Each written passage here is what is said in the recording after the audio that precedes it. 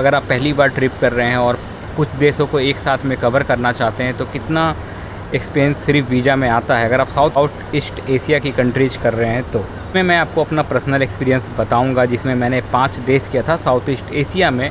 Starting मैंने किया था श्रीलंका से, फिर मैं मलेशिया गया था, फिर मैं थाईलैंड, फिर मैं कंबोडिया और आखिर में वियतनाम गया था।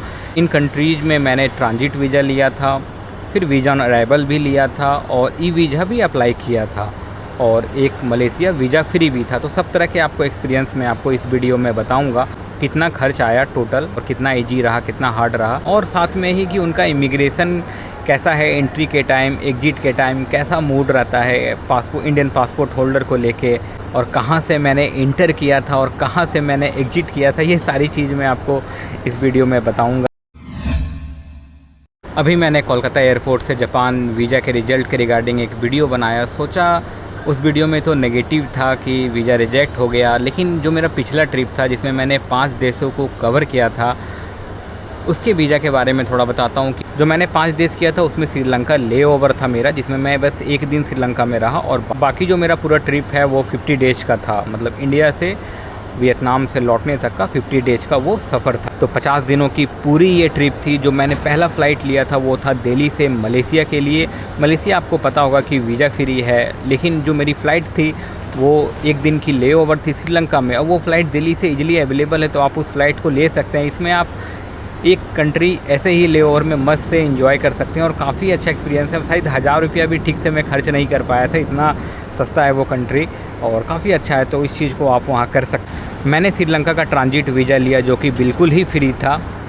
इसमें आपको बस एक अपना होटल बुकिंग दिखाना पड़ता, जो कि अमी बुकिंग आप दिखा सकते हैं booking.com से, और ऑनवर्ड जर्नी की टिकट तो वो आपके पास रहेगी ही, क्योंकि आप मलेशिया की फ़्लाइट लिए या आप थाईलैंड के भी फ़्लाइट ले सकते हो, उसमें भी आप 1 दिन का ले ओवर श्रीलंका में ले सकते हो। यहाँ का जो इमिग्रेशन था काफ़ी स्मूथ था, क्योंकि उनको पता ही है कि रुकने वाला तो है नहीं, और इमिग्रेशन में कुछ पूछे नहीं, स्मूथली हो गया और एंट्री मिल गया श्रीलंका में। और वीडियो भी होगा उसका, उसमें मुझे एक फ्रांस का ट्रैवलर भी मिल गया था, उसका भी 1 दिन का ले ओवर था। उसका नेक्स्ट फ़्लाइट थाईलैंड का था और मेरा नेक्स्ट फ़्लाइट मलेशिया का था, और हम दोनों ने मिल के 1 दिन पूरा ले ओवर इन्जॉय किया श्रीलंका में और कोलंबो में, और फिर एयरपोर्ट पे आके दोनों भाई सो गए। और फिर मैं पहुंचा मलेशिया। मलेशिया वीज़ा फ्री है, बस आपको एमडेक फॉर्म भरना होता है। ये मेरी दूसरी ट्रिप थी, दूसरी सोलो ट्रिप थी। मैं मलेशिया, सबसे पहले मैं मलेशिया 2019 में गया था, उसके बाद मैं फिर गया था। और यहाँ पे अब थोड़ा इमिग्रेशन का इशू होता है, क्योंकि बहुत सारे जब से वीज़ा फ्री हुआ है तो बहुत सारे ट्रैवलर, जो नाम के ट्रैवलर होते हैं लेकिन ओवर स्टे कर जाते हैं या वर्क करने लगते हैं, जिनके कारण दूसरे ट्रैवलर को प्रॉब्लम होता है। जनरली ये 30 डेज़ के लिए फ्री होता है, और मुझे भी 30 डेज़ का ही वीज़ा मिला। 8 डेज़ के अप्रॉक्स के बाद का उनको एग्जिट उनको मैं दिखाया था कि मैं वहाँ से थाईलैंड चला जाऊँगा।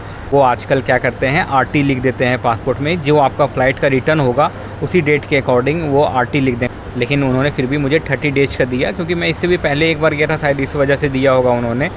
तो अच्छा इमिग्रेशन था। बस उन्होंने पूछा कि रिटर्न आप कब जाओगे, होटल बुकिंग, और होटल बुकिंग शायद नहीं पूछा, बस रिटर्न कब जाओगे ये पूछा, और उन्होंने स्टाम्प लगा दिया। ये सारे वीडियो जो आपको मेरे चैनल में भी मिल जाएंगे, लेकिन वो सेपरेट करके है। मैं इसमें आपको इकट्ठा बता रहा हूँ कि आप 5 देशों का अगर आप खोज रहे हो कि 5 देश मैं मिनिमम बोल रहा हूँ, आप और भी ऐड कर सकते हो, जैसे कि लाओस ऐड कर सकते हो, फिर म्यांमार ऐड कर सकते हो। म्यांमार नहीं ऐड करना, क्योंकि पता नहीं वहाँ थोड़ा इशू चल रहा है। हो इंडोनेशिया ऐड कर सकते हो, फिलीपींस ऐड कर सकते हो। एक बार थाईलैंड या इन देशों में आप चले गए तो एयर एशिया का फ़्लाइट आपको काफ़ी सस्ता मिलता है वहाँ से। फिर मलेशिया से मैं थाईलैंड गया था और सबसे सस्ता इसी बॉर्डर को मैंने क्रॉस किया था। मैं पेनांग पहुंचा था, जो कि मलेशिया का ही एक सिटी है। वहां से 400 रुपीज़ के आसपास में मैंने बॉर्डर क्रॉस किया था ट्रेन से, और काफ़ी इंटरेस्टिंग रहा वो सफ़र जो मैंने किया था। और थाईलैंड पहुंचा। थाईलैंड भी आपको पता है कि वीज़ा फ्री है इंडियन के लिए। मैं करेंसी सब कैरी नहीं कर रहा था, मैं लैंड बॉर्डर से क्रॉस कर रहा था, मैंने करेंसी नहीं किया था। हॉस्टल बुकिंग था मेरे पास। मलेशिया का एग्जिट काफ़ी इजी रहा, क्योंकि ऑलरेडी वहाँ पे इमिग्रेशन थोड़ा लेट से स्टार्ट हुआ, तो उन्होंने तुरंत एग्जिट कर दिया। और थाईलैंड में मुझे लगा था क्वेश्चन सब पूछेंगे, बट कुछ भी नहीं पूछा, और बस स्टाम्प कर दिया उन्होंने। तो काफ़ी अच्छा रहा वहाँ का एक्सपीरियंस है, और काफ़ी मुझे शॉकिंग लगा। थोड़ा कुछ तो पूछेंगे बट कुछ भी नहीं पूछा। और इस बॉर्डर में आप मलेशिया के पेनांग साइड से थाईलैंड के हाथियाई सिटी तक जाते हो तो आप हाथियाई पहुंच के आप थाईलैंड के किसी भी जगह को आप जा सकते हो। और मेरे से यहाँ पे गलती भी हुई थी, तो आप एक बार वो वीडियो देख सकते हो, क्योंकि मैंने यहाँ से बैंकॉक का ट्रेन ले लिया। लेकिन अगर आप थाईलैंड एक्सप्लोर करना चाहते हो तो यहाँ से फिर हाथियाई से आप तोड़ के अच्छी अच्छी सिटी आती है, और तो आप उससे एक्सप्लोर करते करते आप बैंकॉक पहुँच सकते हो। जैसे बताया कि मैं पेनांग मलेशिया में था, वहाँ से थाईलैंड का बॉर्डर टच होता है। मैंने लोकल ट्रेन लिया था, जनरल ट्रेन, और उसी से बॉर्डर क्रॉस किया था। और जितना कम में मैंने बॉर्डर क्रॉस किया था, उससे ज़्यादा का मुझे महंगा टिकट पड़ गया जब मैं थाईलैंड पहुंचा। और कुछ इशू की वजह से स्टेशन से फिर जो बैंकॉक की ट्रेन थी उस काफ़ी लग्जरी मुझे मिल गई थी, जिसकी वजह से मुझे ज़्यादा पे करना पड़ा। और फिर मैं थाईलैंड से कंबोडिया गया था, और इस बॉर्डर को क्रॉस करने से पहले ही डर गया था, क्योंकि हॉस्टल में जो थे उन लोगों को भी उन्होंने डिपोर्ट किया था। $2 या $3 में आप इसे भी क्रॉस कर सकते हो, लाइक 200-300 रुपये में आप ट्रेन से बैंकॉक से क्रॉस कर सकते हो कंबोडिया। यात्री डॉक्टर जैसे ट्रैवलर को भी काफ़ी प्रॉब्लम वहाँ फेस करना पड़ा, तो मुझे भी लग रहा था कि कुछ ना कुछ होगा। तो फिर मैं ट्रेन से नहीं गया, मैंने ट्रैवल मार्ट कंपनी की बस लिया। और शायद मेरा ये अच्छा डिसीजन था या क्या, पंगा तो हुआ बॉर्डर पे, लेकिन मुझे फाइनली एंट्री मिल गया था कंबोडिया में।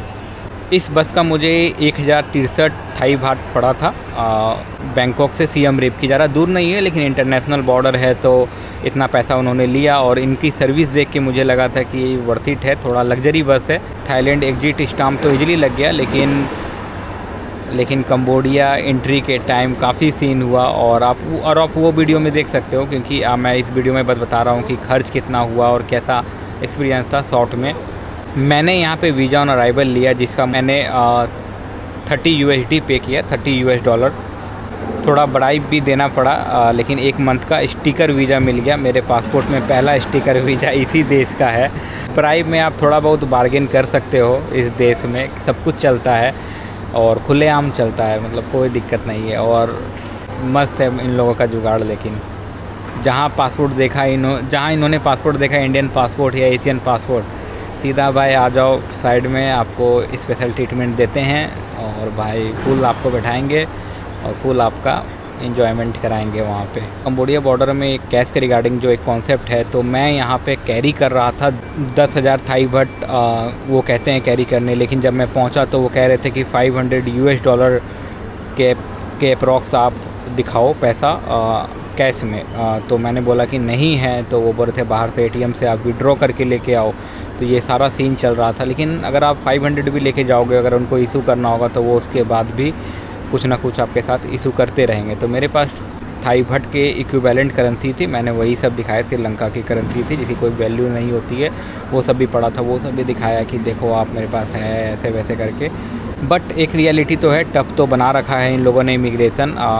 लेकिन आप ट्राई करते रहना, मतलब कुछ भी बोलेंगे आप हिंदी में रिप्लाई करते रहना, अपने धुन में रहना। ज़्यादा क्या करेंगे, आपको दोबारा थाईलैंड भेज देंगे, वो वीज़ा फ्री ही है। लेकिन ट्राई करने में क्या जाता है, बस ट्राई करते रहना, शायद मिल ही जाएगा। क्योंकि हाँ, लोग ब्राइब लेते हैं, वहाँ तो काम बनता ही है। वहाँ भी काम बिगड़ने लगा तो कैसे चलेगा। और भी कुछ ट्रैवलर से मिला था पाकिस्तान के, और शायद एक और था, उनके साथ भी यही इशू करते हैं भाई, मतलब कमी नहीं करते हैं। अफ्रीका के था शायद, अफ्रीका के साथ भी यही उन्होंने किया था। फिर मैं गया था कंबोडिया से वियतनाम, और ये काफ़ी मेमोरेबल ट्रिप था। और ये मेरे इस ट्रिप का लास्ट कंट्री भी था, जहाँ मैं वियतनाम से फिर मैं इंडिया आने वाला था। लेकिन मैं कहना चाहूँगा कि सबसे अच्छा इमिग्रेशन ना इसी देश का है, वियतनाम का। बस लिया था मैंने सियम रिप कंबोडिया से होचिमिन सिटी का, जो कि फोनम पे होके जाता है। और कंबोडिया एग्जिट के टाइम थोड़ा होता है प्रॉब्लम।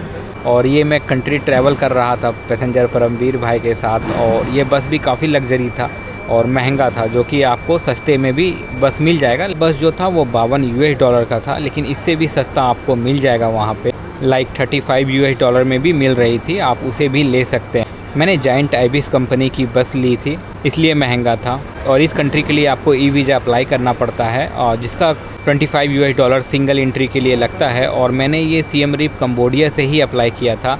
और ध्यान रखना आप, इसका मैंने एक वीडियो भी बनाया है, लेकिन आप ध्यान रखना कि आप जिस भी बॉर्डर को मेंशन करोगे उसी बॉर्डर से आपको एंट्री करना होगा वियतनाम में। तो मैंने मोकबई बॉर्डर से मैंने क्रॉस किया था, तो मैंने वहाँ कर दिया था और उसी बॉर्डर से मैं एंट्री किया। कंबोडिया से जब मैं एंट्री कर रहा था, अपना एग्जिट स्टाम्प लगाने से पहले वो वियतनाम ई-वीज़ा एक चीज़ क्रॉस चेक कर रहे थे कि कुछ गलत तो नहीं है। और उसके बाद उन्होंने एग्जिट स्टाम्प लगाया बस के स्टाफ ने हम लोगों का पासपोर्ट कलेक्ट कर लिया। हम एक रेस्टोरेंट में बैठ के खा रहे थे, उसी बीच फिर दोबारा बस हमें लेके गई। और जब हम लाइन में लगे इमिग्रेशन के लिए तो वो उनकी स्टाफ तो बस की स्टाफ कहती है कि आप लोग का स्टाम्प लग चुका है, आप लोग जा सकते हो। तो बताओ कितना इजी था वियतनाम का इमिग्रेशन। अगर आप भी इन देशों को कवर करना चाहते हैं तो आप ऐसे ट्रैवल कर सकते हैं। और साथ में अभी फ़िलीपींस भी वीज़ा फ्री हो गया है, तो आप उसे भी ऐड कर सकते हैं अपने आइटिनरी में। तो आपका और कंट्रीज एक बार ट्रैवल में ही हो जाएगा। और ये सारा मैंने बजट ट्रैवल में किया था। आप बोलोगे तो मैं बता दूंगा कि कितना मेरा ओवरऑल खर्चा हुआ था।